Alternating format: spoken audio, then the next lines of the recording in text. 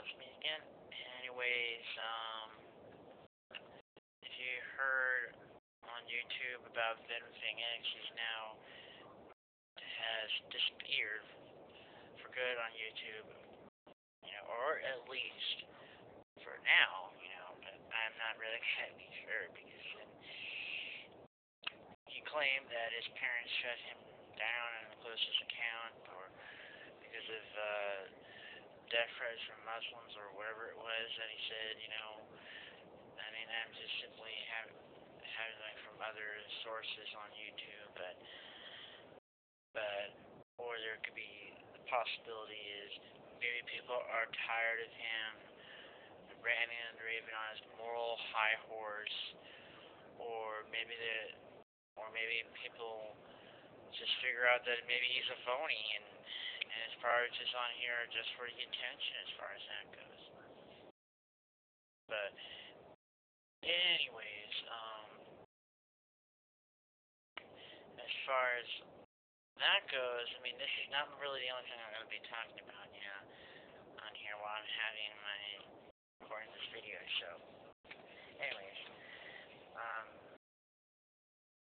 what happened today, as far as in Maine, now Maine became the 5th state to legalize gay marriage, and it seemed like it passed the state senate there without a hitch, and then Governor Baldacci or whatever his name is pronounced, had signed the bill just like that, and without a fuss, not without any huge little arguments there. But as far as anybody who's in Maine,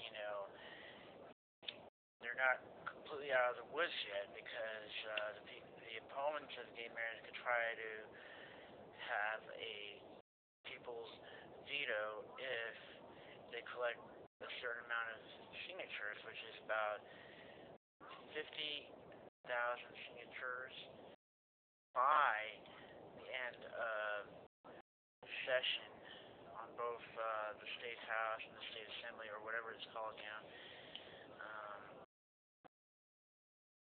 And in order for it to be appeared in the ballot in November of this year or June of next year, as far as that goes. But I have a strange feeling this is not going to really pass.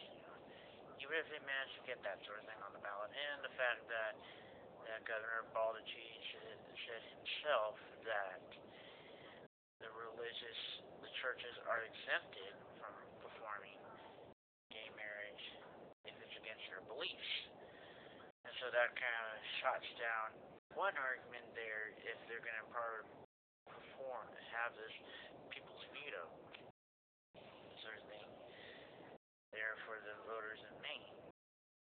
But I'll also do the same little argument about how all the schools in Maine will be taught gay marriage, or I forgot what other thing that they also try to do this little argument there, but there's probably the same thing there, that there's probably an exemption clause for such subjects that are against parents' beliefs, as far as that goes. I mean, there is such thing like that in California. When we ever had family life or sex education classes, we always had to bring some sort of permission slip home to inform the parents that your child is being taught about this, and then it's, please check here if you want your child to know about this, or check here if you don't. And that's basically the parent's choice as far as that goes.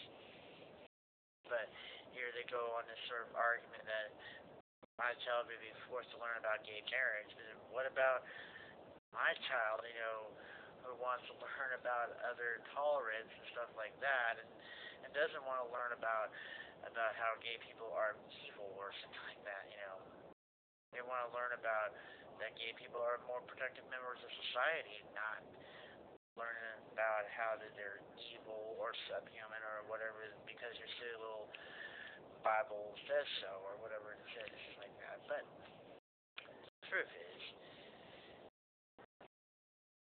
a lot of different Bibles out there. There's so many different versions of them, and then it's like one book of Corinthians would say like no adulterer nor homosexual enter the kingdom, and another book, another version of it would say would just keep out wouldn't have the word homosexual in it, and another word would say something else like a thief or whatever it was, but then all these different versions would have all these different would say differently, you know. So which version is right? The New World Version, King James Version, or whatever, you know. But anyways, I think I went too far. For a second, but anyways,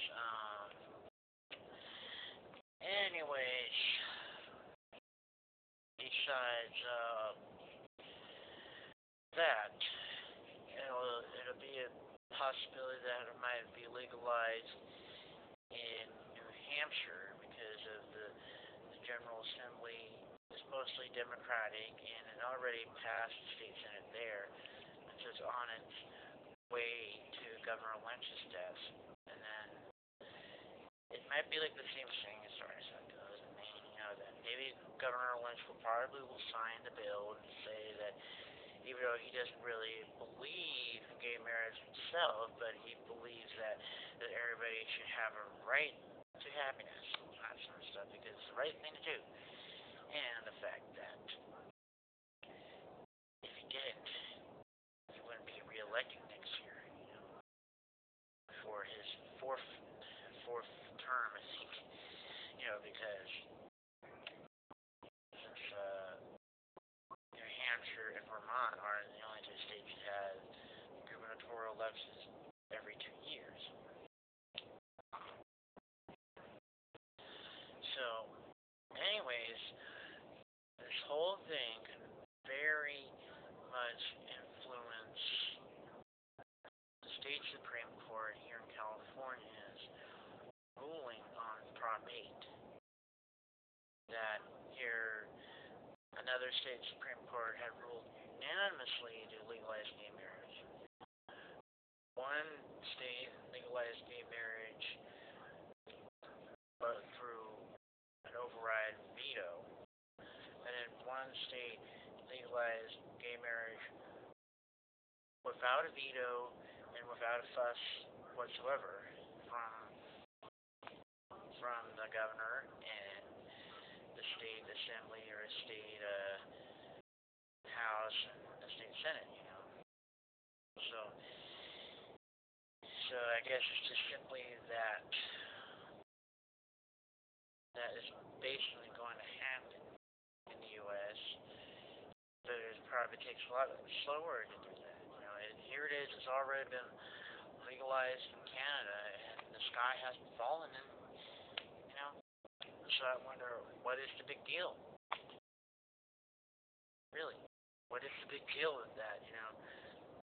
So, anyways, that's it.